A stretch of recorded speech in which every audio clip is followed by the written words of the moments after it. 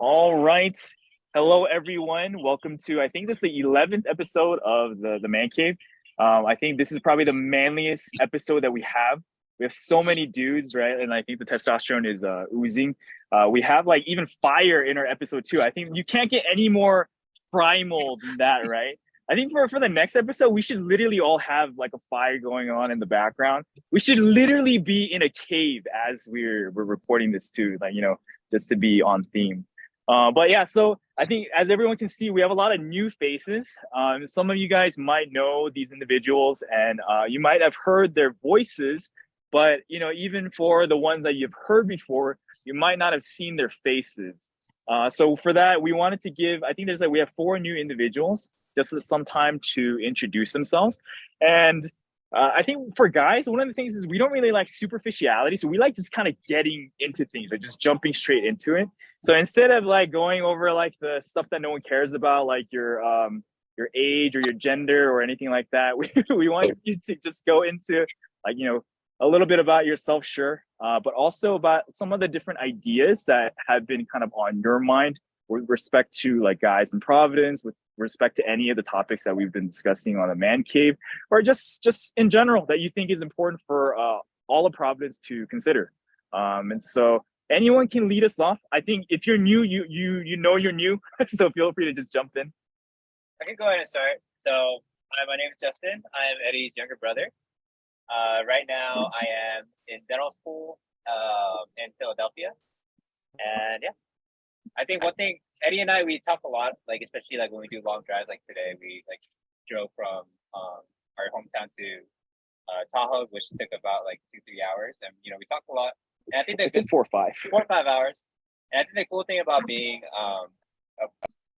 like in our time in Providence, we think a lot more about like deep topics compared to guys from like the outside world. So it's good to like have that reflection. Cool. Yeah, I'll share more about him in a little bit, but yeah, feel free to go ahead. We have Tim and Chris and Charles. We're all new.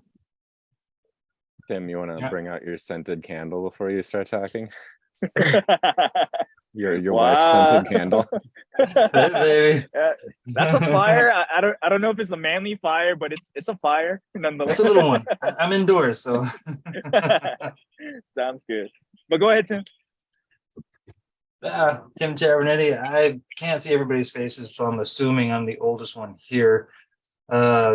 Just to run back a little bit, Sky was how old are you? How old am I, or how old am I in Providence? Both. Your physical body. Physical body 53. Nice. I don't act it. Just you look great. You look Thank great. You. With marriage, you two look this good. That's a lie. But, no, it's the typical stuff is I'm fielding a lot of questions lately regarding what to do in relationships, because we all have those between us and bosses, coworkers. Also running inside of Providence, I've seen a lot of issues where people get hurt and leave because of interpersonal communication issues, where the word and direction we get from Korea, we just stick on it and go, that's it, that's the only way it goes. And we don't adjust to the situation for America or for individual churches. And so I've seen a lot of damage. A lot of really good people get really, really hurt. So I'm dealing a lot with, that's been my focus, is working with the aftermath. So if I can, through some of these conversations, say, hey, this is going to come. You can't really avoid it. But what do you do when it hits? When you start going, I don't want to go there because these people hurt me again. I'm sorry to hit something so heavy. You said be brief, but no, that's great, because all of these are very important things, right? And it's very real things. And I really like what you said about like we want to make that positive impact for all the people listening, because this is probably one of the most widespread platforms we have in like the Western countries for Providence. So it's really great that you brought that up too. It's like why are the older generation falling off the back when we're evangelizing, like mad, but our numbers don't grow, and why? And I have a couple ideas, but everybody goes, yeah, that's right, and nothing happens because we follow so strictly to the word, and the word comes to Korean, and I gotta say it's catered to Korean culture a lot. The word is the word, but God gives it for everyone. But do we need to follow what the Korean churches are doing? I don't know. I don't have that answer. But No, those but are all I- good things. That's like a whole mountain of things that I The think we could mountain, probably we could go into like hours of just that alone. But thank you for bringing that up. And so before we get into that too, let's hear from like Chris and Charles. Before we make headway into any of these topics. Charles looks like he's been doing hard drugs all day. My so, God. looks Yeah. so wiped out. He looks like he's doing it now. I'm barely sentient, you guys. Yeah, I work in construction, so Me too. the 4 a.m. prayer condition plus here I am still alive and awake at 11. I'm sorry. It's my fault. That's okay. Sounds good. So yeah, I'm definitely teetering on the edge. I came wildly unprepared for this. So I don't know if I have any specific points that I want brought up. I think Tim's point is very interesting. I think I'd like to hear about maybe in the future a little bit about the role of men in the family and the household. If we're going to talk about topics of specifically couples and families, that would be interesting. I'd like Charles to hear is relatively new to everything, relatively new to Providence, relatively new to marriage. He'll be a relatively new father. Ooh. He's Nice. relatively new to Alabama, where he lives. So I would say I'm Nice. just new to all those things. I don't know what that's relative to. I guess anyone. right, let's start splitting hairs here now. But This is bad English. but So, yeah, whole lot of I'm- changes all at I'm new once. to everything. I'm a little baby. So That's good. I think we should have you join for every episode then, so you gain you can give the fresh perspective and also be traumatized by half the things that Sky says. I think this is a perfect place for you.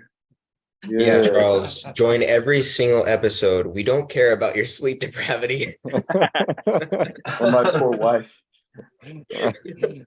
Yeah, none of those things are important, right? Nothing beats talking to 5 other dudes at 11:30 p.m. on your Friday night. Oh gosh. All right, Chris, let's hear it. I'm sorry, what was the question again? Oh, Hi. For you. Well, There I'm it is. Chris. That is my name, yes.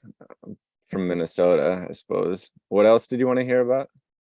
Anything? Well, I mean, I guess for many people who are listening to Chris right now, you might recognize him from the other great work he does on the MSD 17.8. Have they ever seen your face, though, Chris? Has Yeah. anyone seen your face Yeah. from that? been a while. Unfortunately, it's been shown like twice. Sounds good. But yeah, so in case you haven't put the face to the voice, this is who you're listening to. And I know you have many burning questions for Chris, so I'll just let him, share whatever he feels like is necessary. I'm just here for the ride. And it was so nice of Sky to bring us all here and then duck out. Yeah. Right. Yeah. He left for a fake holiday that no one's ever heard before. Canada Day. Yeah, but I've never heard of that. does Canada Day take place at 9 p.m. at night? The day before? It's not even Canada Day yet. It's June 30th, right? Yeah, he just looks for an excuse, I think. He starts pre-gaming the night before. Yes. But so it's interesting because 3 out of the 4 new faces joining, and I don't want to not have the older people introduce themselves or anything, but it's interesting because 3 of the new people, like we just mentioned, are married and they're fathers, which is a huge contrast to the kind of guys that have been joining so far. And I think before we started recording, Chris says something that I think we were all feeling, but you had to actually explicitly state it, that it was like a bunch of these single dudes who even if they were like in their 40s, were gathering together and we're talking about marriage, but none of us were actually married. And like I think yesterday I was like listening to the girls episode, I think like episode 7. And it was really good stuff. And kudos to the girls, and like, thank you for working hard on your episodes. But they too were talking about relationships and marriage and all these things. And they're all a bunch of single girls too. So it's good to have some representation from some married folks, and to kind of have this whole contrast going between like what we might have been talking about current up until now, and like whatever other perspective you might be able to provide today or just chime into. Yeah. But so with that, like we can kind of dive into that question too. I think it was interesting because the reason why I'm gonna invite my brother here today is like I didn't even know he'd be okay with joining for this too. But as soon as I picked him up from the airport yesterday, we started automatically like getting into these conversations about just things that are happening in like the places we're at. Like he's going to dental school right now in Philadelphia, which is for those who are listening not from the US, is on the East Coast. It's like on the complete opposite side of the country from Is that a big where we are. dental state? Not so much. It's a very old state, and it's a very terrible place to live. But that's where I decided to go to school. I mean, that's where you go to. All right. Yeah, that's where I got to go there. Okay. Yeah, but the cool thing there is a lot of the dental students are married already. And so even though, Justin, he's right now, you're 23, right? Something for it. You're 24. Yeah, he's 24, but he's surrounded by like people who are like in these kind of different spheres. And like most of his other friends aren't spending time with people who are married and who are already having kids while like still in school and stuff like that. And I think we notice a huge difference, like even in the world, like even seeing our friends, right, between people who are married and are kind of like on track for those kind of things versus like the single guys who kind of, and not just guys, but girls who don't really know what the future will hold in terms of like marriage or relationships, or what they might even have to do prior to getting into a relationship. So we kind of wanted to talk about some of those things. Like for me in particular, I wanted to make it very explicit what, like for us as if for Providence, in terms of blessing or marriage or like future prospects for guys and for girls and just all around, that we think that we should be looking for. Here we go. I'll start it off. Yeah, go ahead. Since we're talking about dentistry, my wife's from Moldova. It's a third world Soviet era country.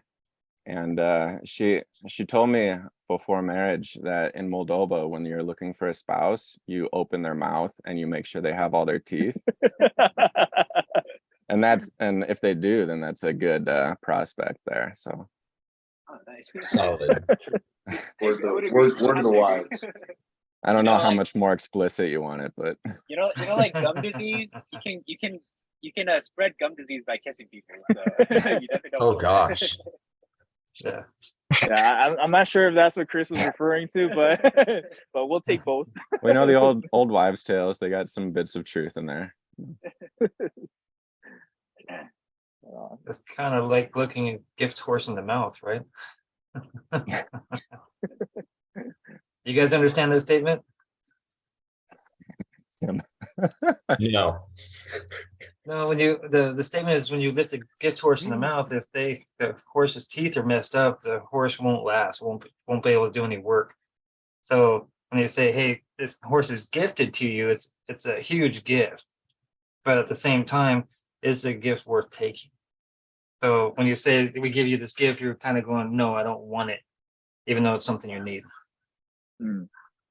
So I'll ask this then. I think for all of our married folks who've been listening to the Man Cave episode so far and stuff like that too, specifically with regarding these topics, what do you think that younger guys should know?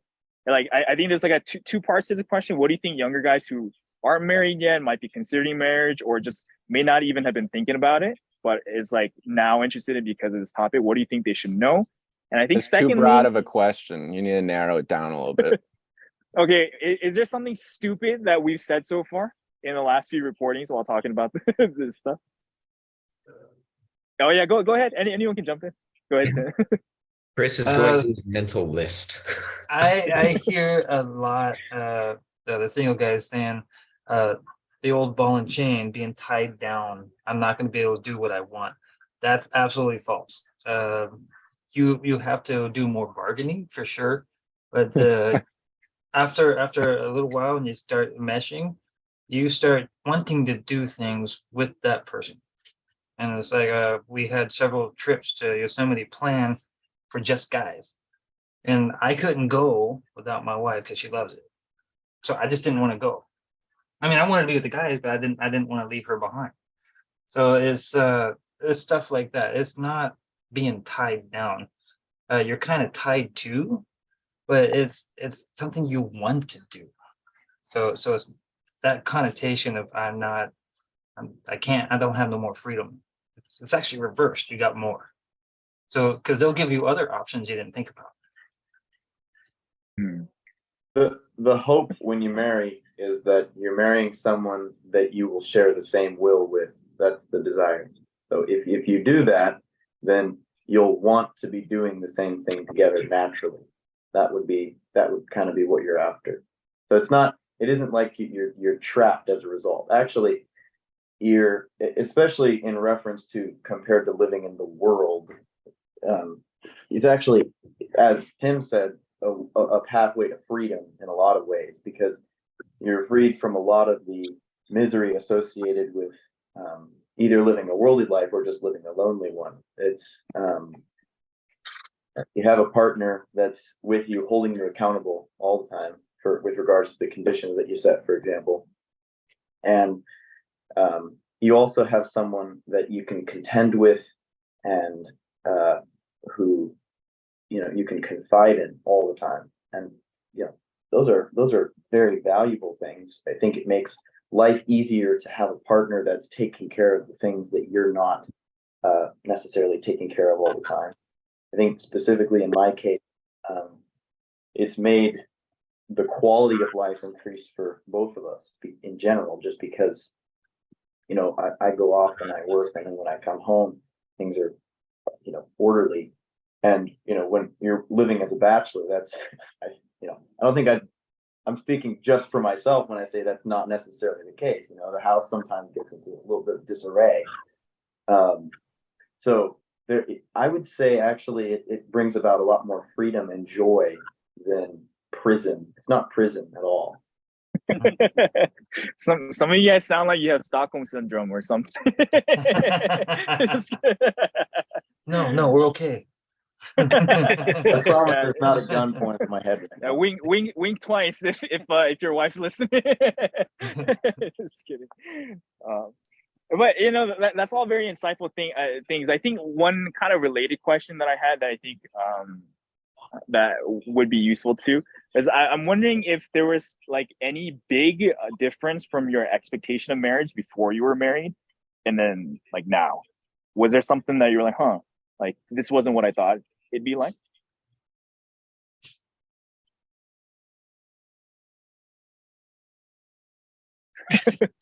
Was everything so everything was the same like before you got married, and like what happened after? It depends on how big of a time frame do you want? You mean like back when I was in high school or back right before I got married? Because the expectations aren't going to be the same all the way through life. But like, how about right before you got married, Charles?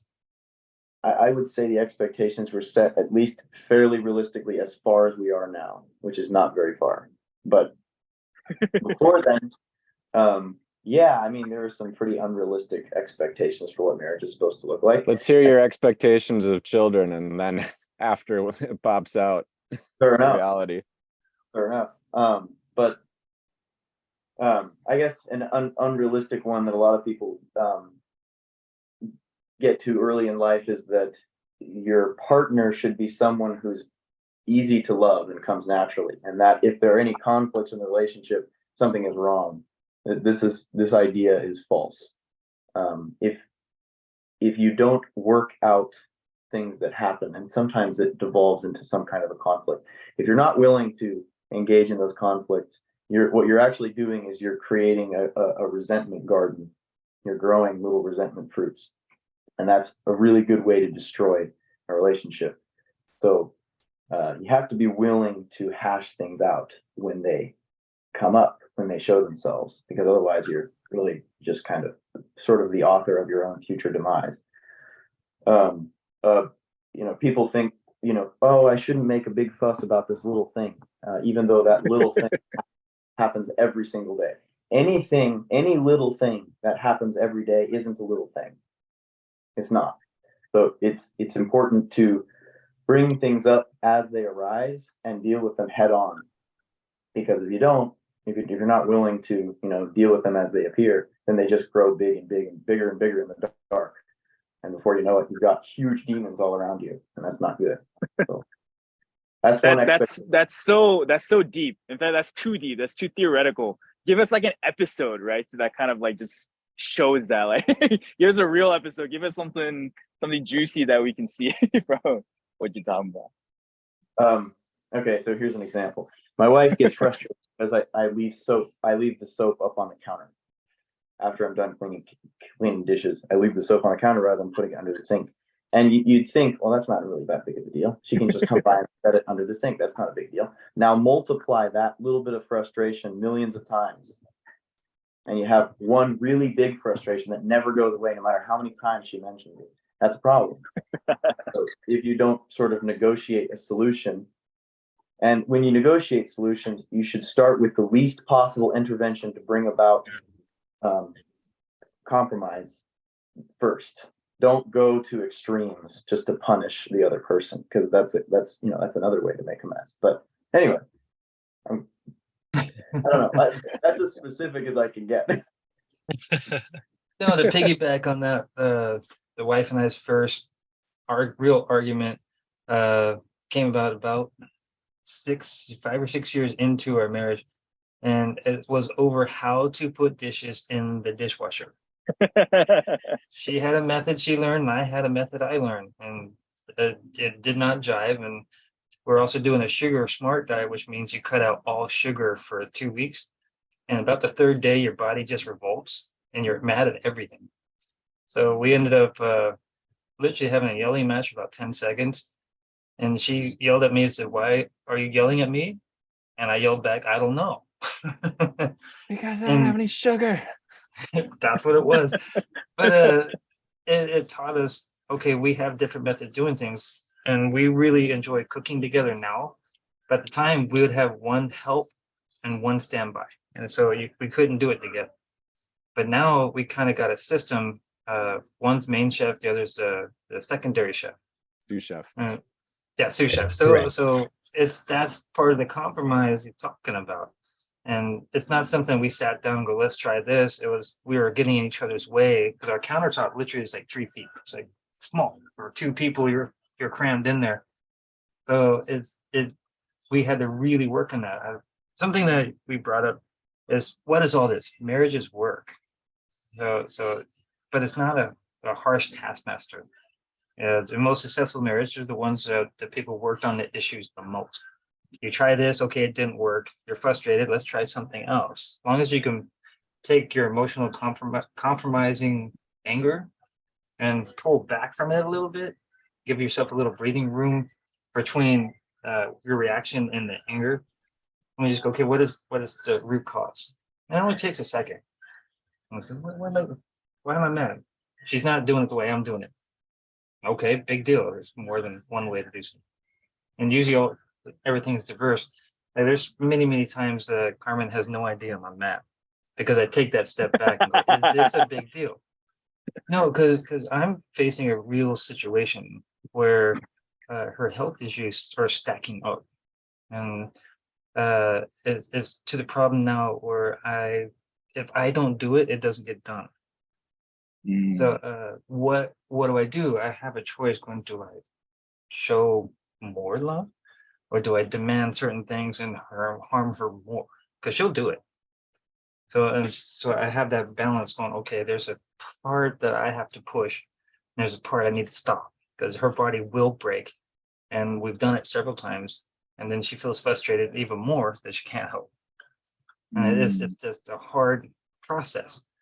And so if I explain this to a lot of the church members, they're like, what? No, it doesn't happen. I'm like, you don't know the situation. So a lot of times, like a lot of the guys from LA, they physically don't see me. I see them every Sunday, but I'm online because I'm an hour away from church. I don't have that window because I need that hour on either side.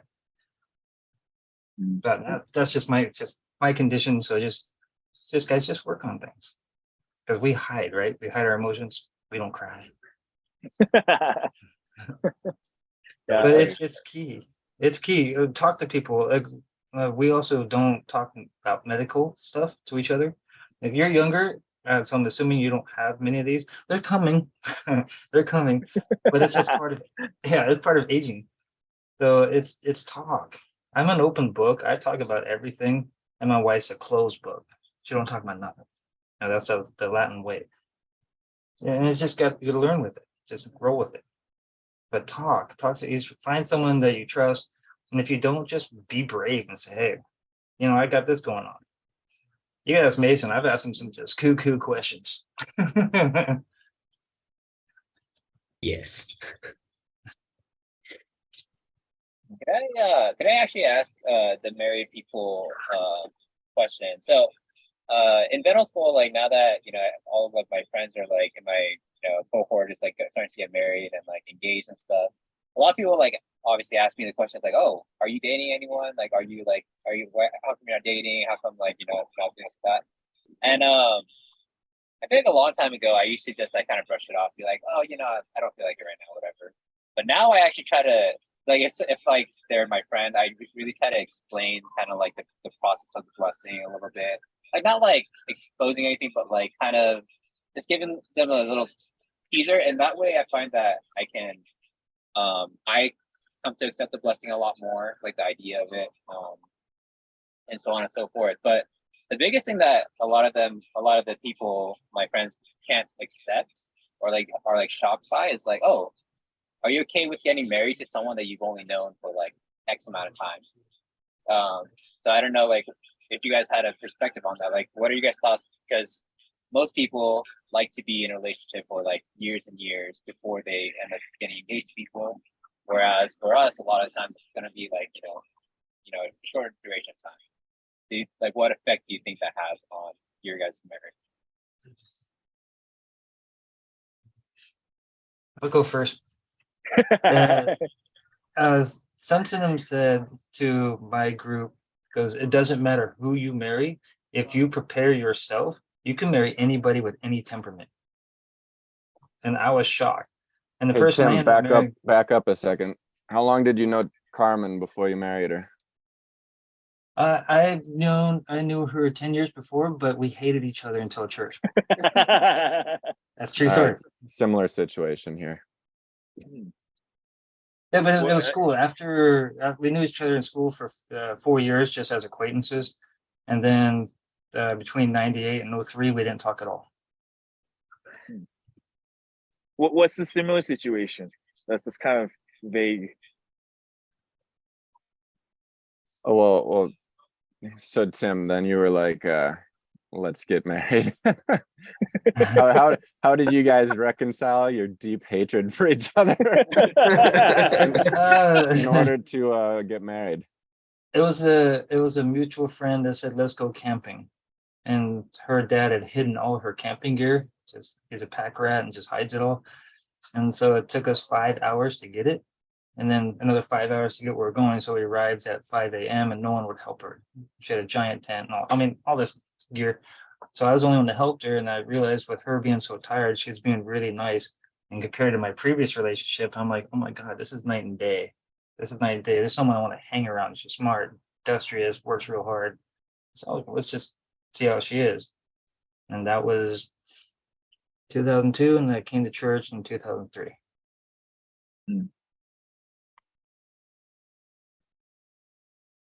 For me, I knew Ina before, because I worked with her. But right. I kind of evangelized her, but I didn't teach her. But we're polar opposites, and Charles has seen our. I can attest to that. And Charles, we kind of brought Charles, so he's seen our home environment interactions. She's older than I am. I mean, there's lots of things that I never thought I would. When I had the picture of somebody that I would marry, Ina's not the picture of what I had in my mind at all. And a lot of things that I did when we worked with each other really bugged Ina. And like she was so much like Sansinam that I was like, I have to try to teach her some word, even though she comes from a strict Baptist background. I'm like, I can't not do it. And she took to Sansinam so well and started to love Sansinam because she realized how like Sansinam she was. And yeah, Ina's kind of egotistical. I mean, it was her love of herself that brought her to Providence. Because she could see herself in Sansinam. Just the cleanliness and the diligence and everything, and it was polar opposite to me. But some of the things that you think are important when you get married or looking for a spouse, you kind of realize that when you're looking in the sea of the world, or the sea of the pool of the fish, that some of the things that you prioritized highly before, you don't prioritize that very highly. So for me, like, I like somebody with a sense of humor. That's always been something that they're easy to get along with, and easy to talk to. And if you have the same wavelength on the humor, then you can get through situations easily. Ina has absolutely no sense of humor, which she just has a sort of a childish one. She's like lacking that part of her brain. But it was like lobotomized. But I mean, that's terrible. She was born in Soviet Russia, so you can understand how there's no humor in that. In the MSC 117.8, I think Chris has revealed so many details about his life and his marriage. But loyalty was something that I found out that loyalty was my number one kind of factor in a woman. So above humor and all that other stuff. So, and I learned,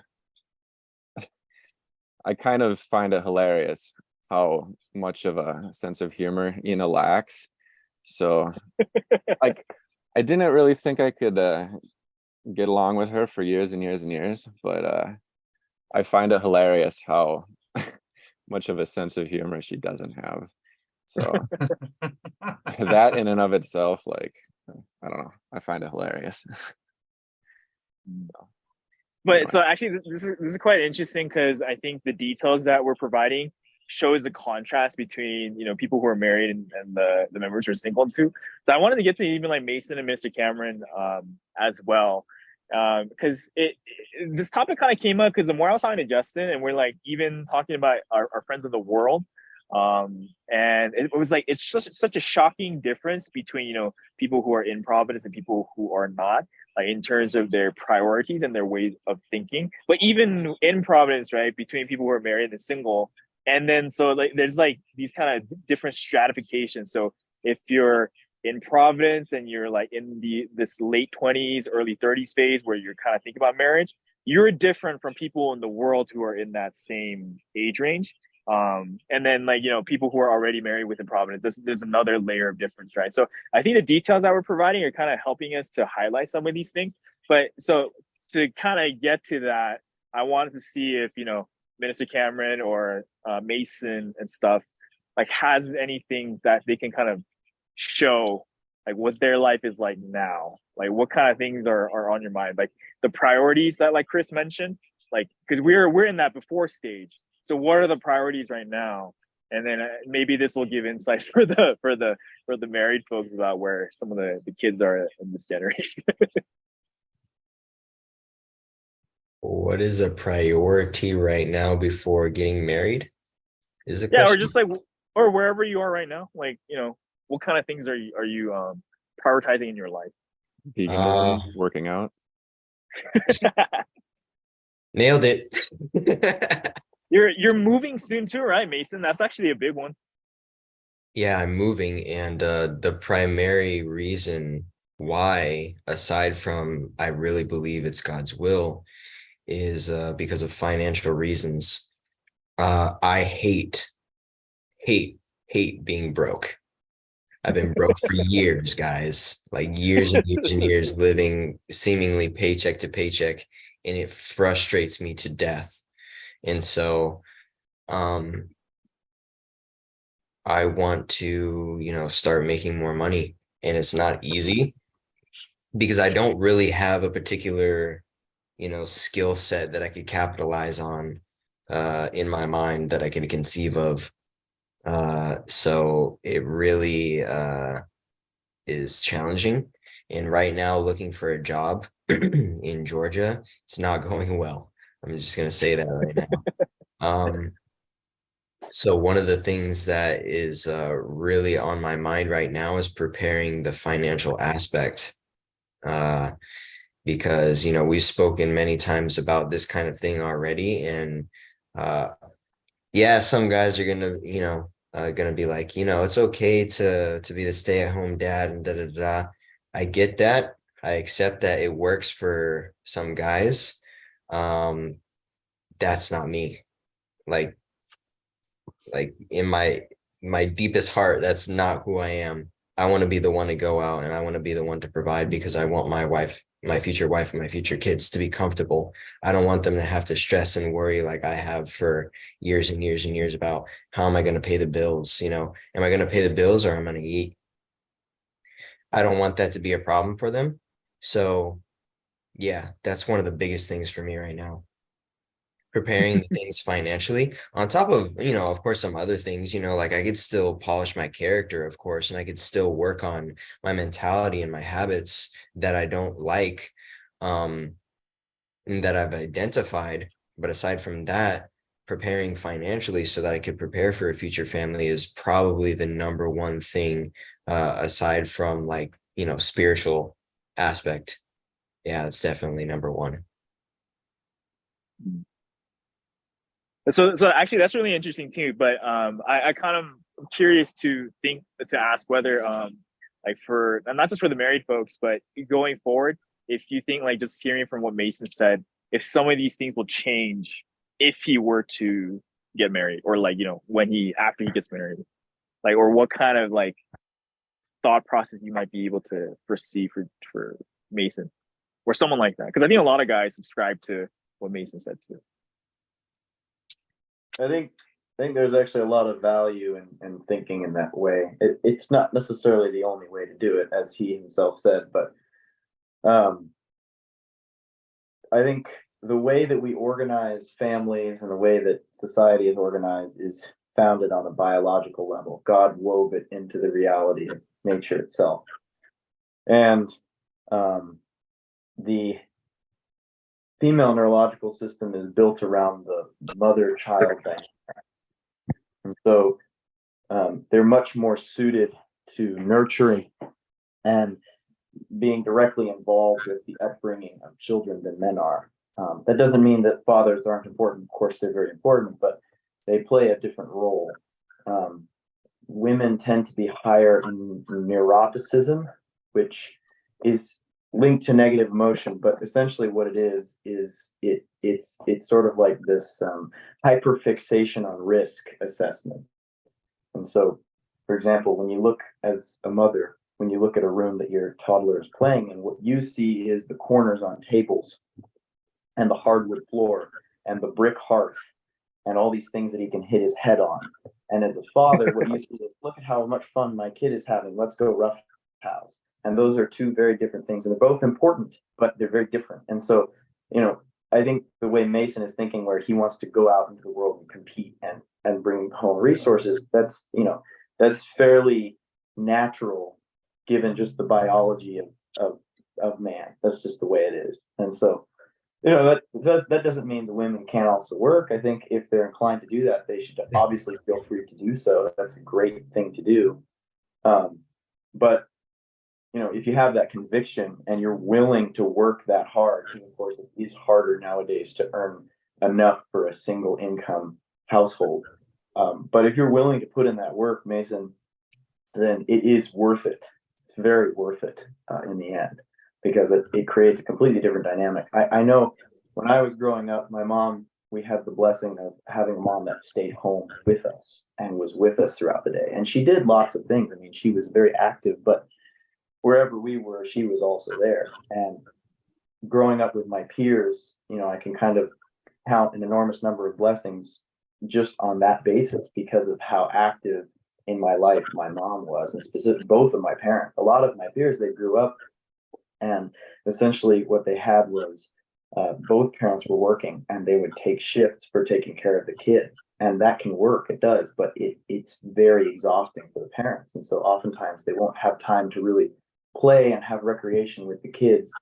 And especially if they have to go into daycare, which is very common, it can mean there's a little bit of growing apart, and it's just another blessing that's kind of being removed, right? So if you can do that, Mason, and whoever else is thinking that way, it would be so worth it if you can do it, and your kids would thank you for it years down the line. And Charles has a special place in his construction company for you. Actually, yeah, I will say that if you're willing, depending on what you're willing to do, you have to speak Spanish, though. No, you don't have to. Just because my last name is Mendez. You don't have to speak Spanish, but if you do, it makes you twice as valuable, because two languages. But if you are willing to work construction, actually, I'd love to have another Providence member in Alabama. We would. I'm sure FL Crane would be very excited to hire you. You're a strong young man. Come and build with me. That would be fantastic. I guarantee you, I could get you a job. Where are you, in Alabama? Yeah, Tuscaloosa. He's only 3.5 short hours away from Georgia. He'll be fine. Very short. I wouldn't have any problem with that, given my issue with driving and passing out. Oh, Charles has the same issue. Are you kidding me? He totaled his car one night. You guys were made to work together. Oh my gosh. Hey, one person blacks out, the other person can drive. Is it my turn to drive? Team drive to work. Well, that's how Charles gets to work. He Mexi packs a car of people. Mexi packs? Yeah, like you have an open bed truck, and you have some Mexicans or south of the border people. The station wagons with 8 people in them. Nice. You hit a bump, everyone in the bed holds on for dear life. Do they have to share seatbelts too, across 2 people? No, you just hold on to each other. You link arms. It's bold of you to assume that the vehicle is even fashioned with seatbelts at all. Bold assumption. Yeah. But actually, what Charles brought up, it's interesting because that's exactly some of the things the girls talked about in their latest episode about child rearing and having a mother at home and stuff. So a lot of very interesting things too. I think actually something came to mind too with Minister Cameron. I'm curious to pick your brain on this too, because your sister just got blessed, right? And there's a lot of things happening in your life too. So I'm kind of curious, outside looking in for you, seeing your sister and Aaron, what's that been like? Has it changed some of your thoughts on what I don't know about even about your sister, all right, or about their marriage and stuff like that? Kind of want to see what you've been experiencing so far. You got to restate that, what specifically? Oh yeah, just what's it been like seeing your sister married in Providence, blessed, and even considering yourself after seeing what it's been like for her and for Aaron? That's pretty interesting. We're two very different individuals. So her like how life changes for her after being married. I don't think that's a very accurate reflection for myself, but in terms of her and Aaron, it's been really cool just to see two very different people, their backgrounds and their different gifts, and how they work together to unite as one, like truly as the word says, the man and the woman become one. So it's been pretty interesting to see. They matured substantially in the past half year, just from all the different conversations that they've had to have, life decisions, a lot of quick and big life decisions back to back. So that's been pretty impressive to see. I guess that what's like an example? Like, is there something that your sister had to do, or is there some big way your sister's changed from what you've seen? big way my sister's changed. I think a lot of back, like things I don't even see. I think she's changed a lot. Yeah, I think just because now she has a counterpart that she can no longer just do things individually as she has been her whole life. One really big thing is her long-term focus. She's way more long-term, like directed. She was she lived very in the moment for most of her life. So I think after getting married, and you're trying to, settle down, get, financially stable, start a family, that's when reality really sets in, and you look at your options and the decisions that you're making with a lot more importance, a lot more gravity. So that's a big way that she's changed. Okay, sounds good. Yeah. Well, what about what about for you? Like, from observing them or like just being around them, have you kind of been thinking about different things than you would otherwise? No, not really. Yeah,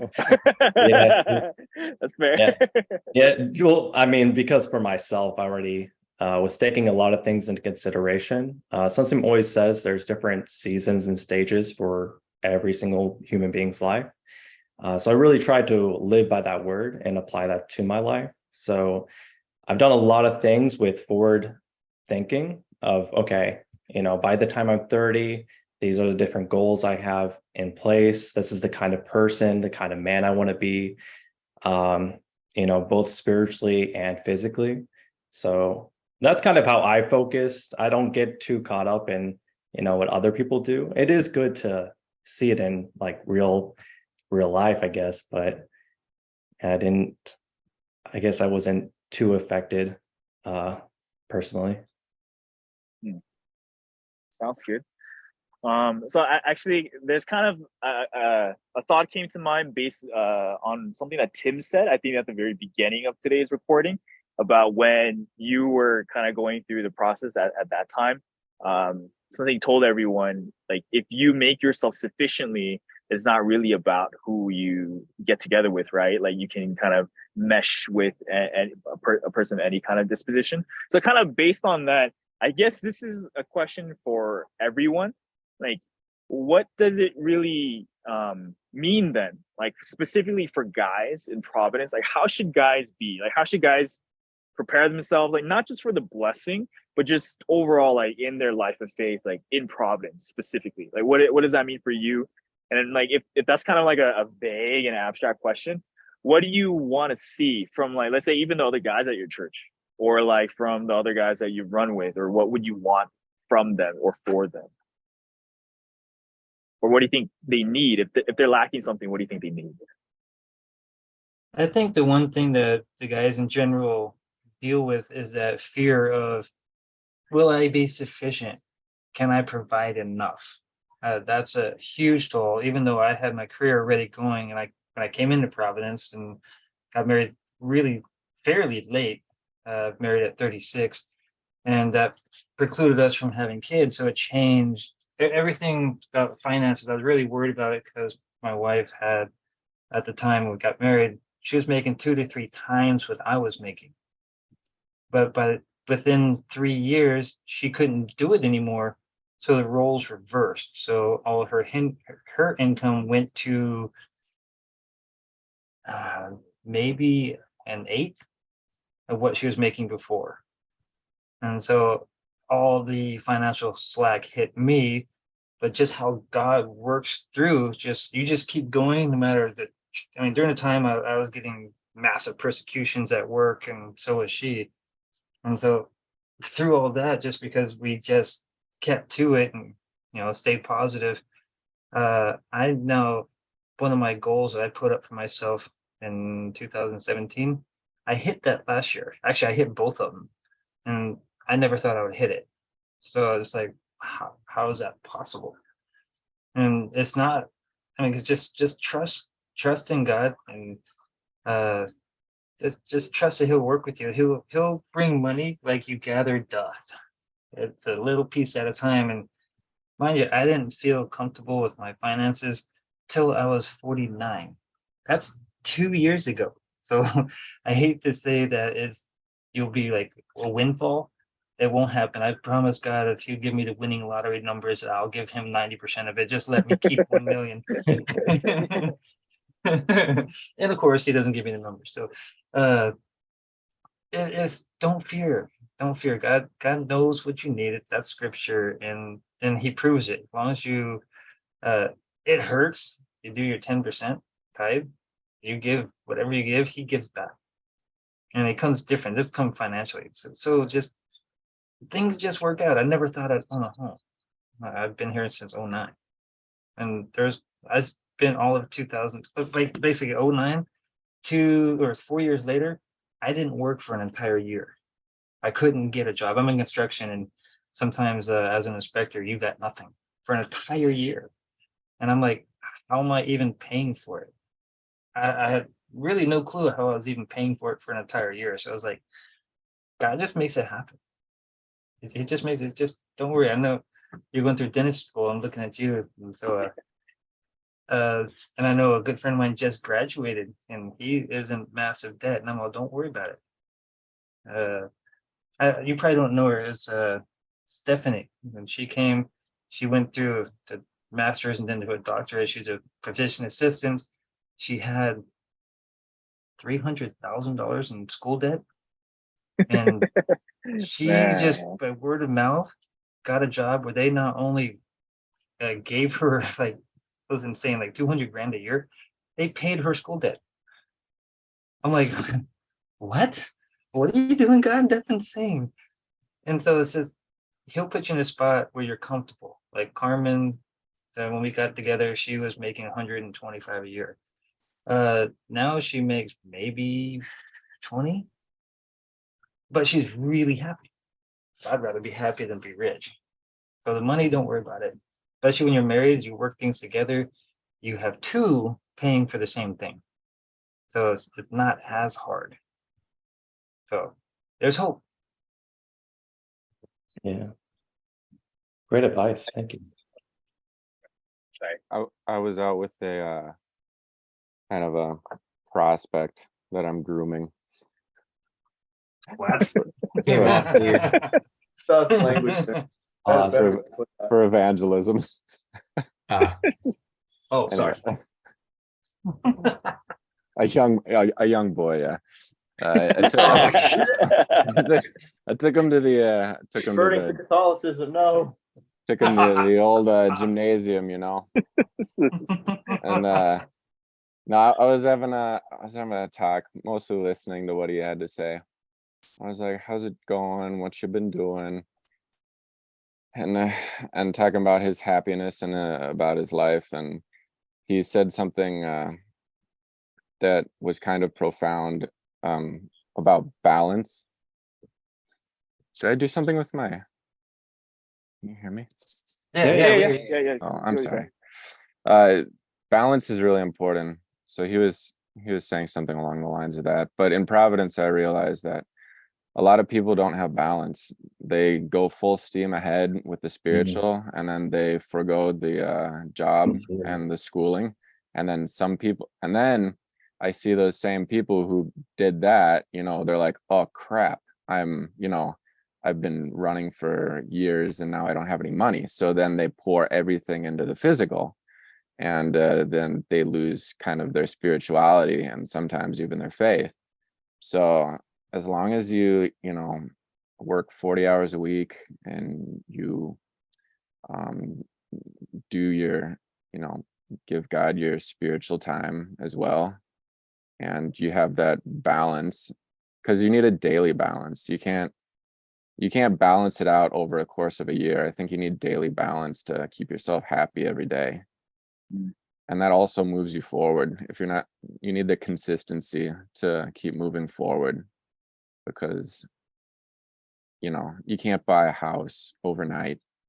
It takes years of saving the money that you earn every day. So right. And faith too. I mean, building the house of faith. So you're not gonna see your bank account grow overnight. But even if you, like, I worked minimum wage jobs, and I saved for 7-8 years, and I was able to put a down payment on a condo. And that's how I started with my stuff. So it just takes saving and doing every day and balance. I agree. Because I think like a lot of us guys, we feel like that financial burden, like, oh, we really want to be the breadwinners, we really want to be the one providing for the families. It's interesting because in dental school, in most grad programs nowadays, it's mostly female. More than half of my class, I want to say like 55 to 60% of my class is female. And so I asked some of my female friends in grad school, I was like, so what are your expectations? Like once you when you graduate, like how many days a week do you want to work? How does that change when you have a family? What type do you want your husband to work and stuff? Because that's kind of like, some of the questions we asked ourselves about our future wives, right? So I wanted to see what their perspective was. And it was interesting because they don't understand themselves either, because they know they want to have a happy family, they want to have a big family, but they know they want to make a lot of money. So then they're like, okay, maybe I can work like 3 times a week, and the other, they're like trying to balance themselves. But at the end of the day, it kind of sounds like they haven't thought about the fact that someone has to be taking care of the kids. So I don't know. It is kind of a worrisome thing, like especially because you brought up the school debt stuff. I think nowadays most of our class, we're gonna get out with like at least 500 grand in debt. Yeah, and so with today's economy, it is kind of hard to have only one income. So yeah, it's kind of a interesting thought. Especially Eddie and I growing up, mostly it was just like our dad working, even though definitely at times we definitely could have used an extra income. But growing up, now, reflecting back on the past 20 years of living in America, I really appreciated having my mom in the house taking care of us. Like Eddie and I, we weren't troublesome kids and stuff, but I will say it was tough.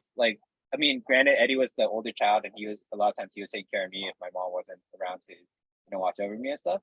But I think it really panned out well that for the majority of our lives, our mom was there to kind of watch over us, or cook us food and take care of us. And so that's why I feel like I value it a lot. I'm agreeing with a lot of you guys when you guys say that you want to be the breadwinner, you want to provide for the family, because you want someone else at the house taking care and nurturing our kids. I think that's a really valuable thing. Agreed.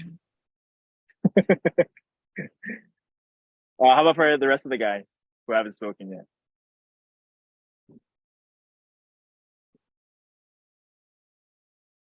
I don't know if you even remember the question anymore based on what everyone else has said.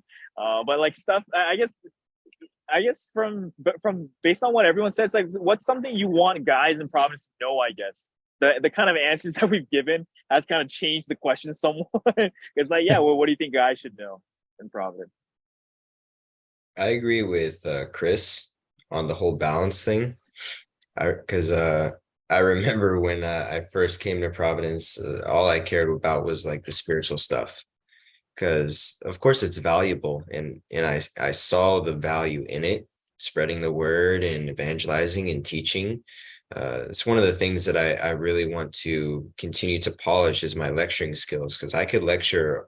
I've lectured everything more than once, except for the history lesson. And you know, I don't think anyone could vouch for me, so I have to vouch for myself, but I'm really good at it. Um, I'm good Okay, at we it. need someone with proof. Who's Yeah. from LA? Just kidding. Tim, just Tim here, just me and Tim. You just threw your name out there, so now we're going to be using you for lecturing. Bring it Yeah, on. Bring it on.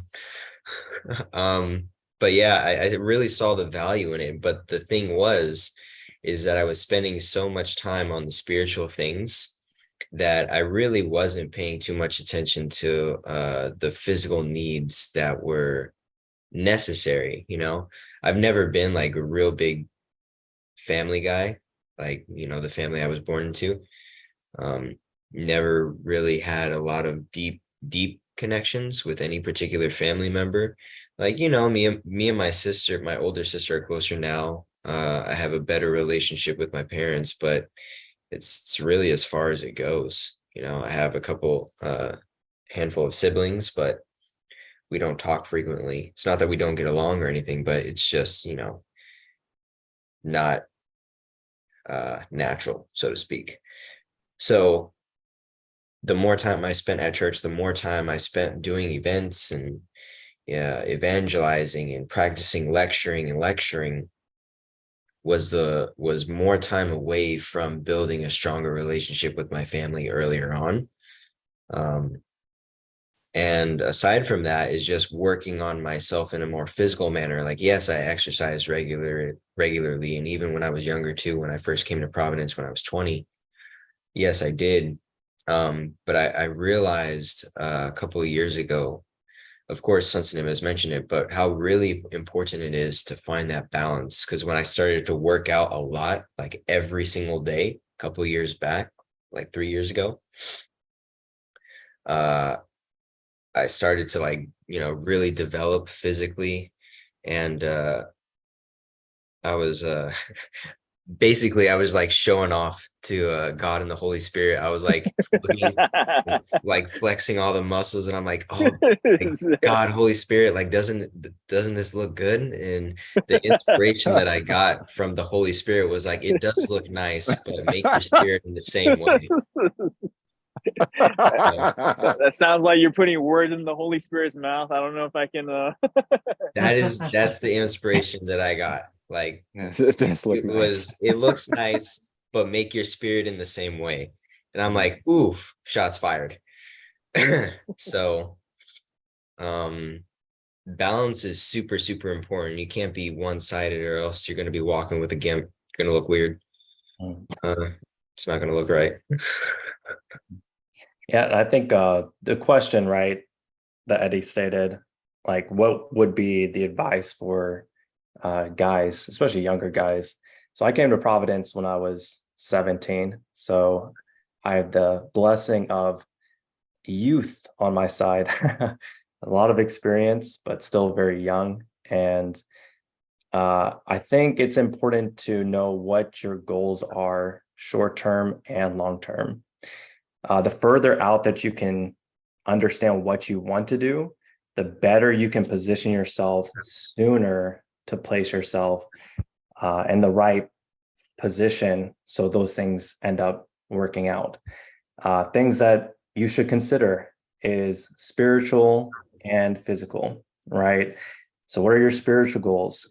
Are you looking to become a leader? Are you just looking to support the church? Are you looking to deepen your faith together with God?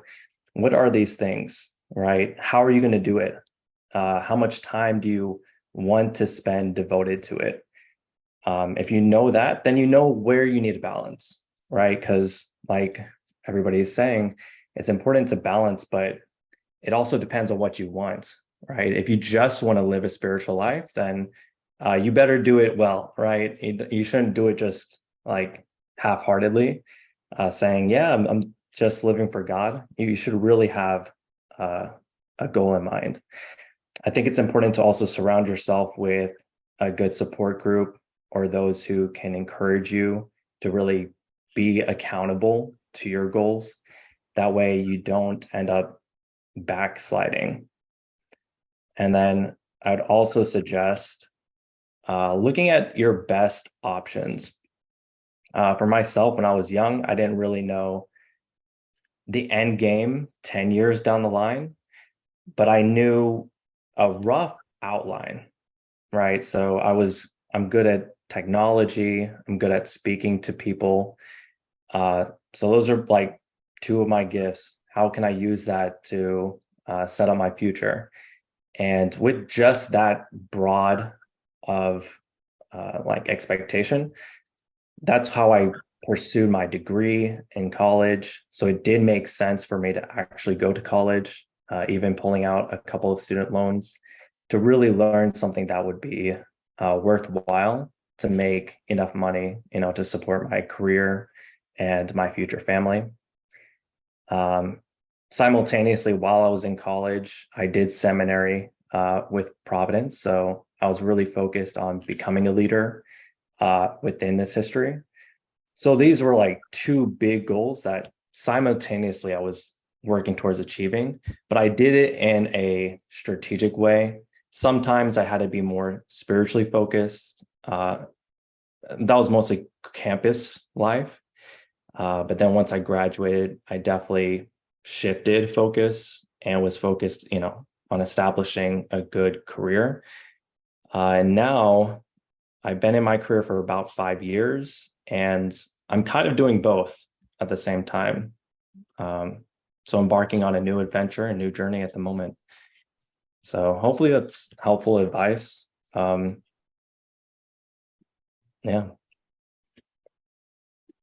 Awesome. Yeah, I mean, it's interesting because I think if you put into practice what everyone was saying, you'd be kind of all over the place. You'd be shooting in opposite directions. But it's good to hear from everyone too about these kind of things too. What about for Charles? Last but not least, regarding this stuff. I don't think I'm hardly qualified to speak on that, given that I'm 22. I'm one of the people the other members are talking to, so I think I'll leave it at that. Okay. I mean, you can talk back to them too. And say what's on your mind. No, I think they covered the bases quite well. Know what your goals are. Know where you were, where you are, and where you want to be. Also know where you distinctly don't want to be. I think a lot of people, they don't ever delineate what success looks like, because if they know what success looks like, they know that anything short of it is failure. And it's very difficult to stand in the face of failure, knowing that the only one you have to blame is yourself. So to avoid that outcome, what you can do is make yourself and the people around you that want to see you succeed painfully aware of what you actually want out of your future. And if you do that, then they'll hold you accountable if they actually love you. And hopefully you'll be able to do that for yourself as well. But I think all of that was already touched on, and all that needs to be said, I think, has already been said on that particular topic. So That's all I have to say about that. Wise Cool. words. Oh yeah, go ahead. No, it's good. Okay. Yeah, I mean, thank you guys. And so it's already been over an hour actually. And we covered so many different things, and I think we said this in the beginning, but it's really like there's like a mountain of different things that we could go into, and like so many different angles that we could go about. Like one of the other questions I was thinking was a lot of the advice that we gave, I think, is universal. Like honestly, not just for guys, but for girls and for like all different kinds of people within Providence and without too. But yeah, like even there could be follow-up questions like, what would you say to the girls and stuff like that. But it's already been over an hour, and so there's all of these kind of interesting things that we could go into next time. But really, thank you to everyone who's joining, and thank you for listening to the Man Cave for everyone at home. We hope to explore these topics further. I think we got a lot of individual, segments and sound bites from each person. If there's something you want to elaborate on in the comments or like that you think is worth exploring further, feel free to, write about it. Tell Pastor Sky, bug him a lot. Especially since he dipped out on today's recording.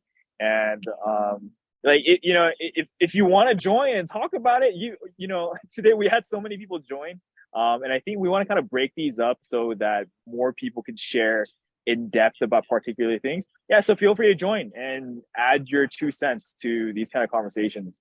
Not everything that we say might be right, but that's like the whole part of this discourse.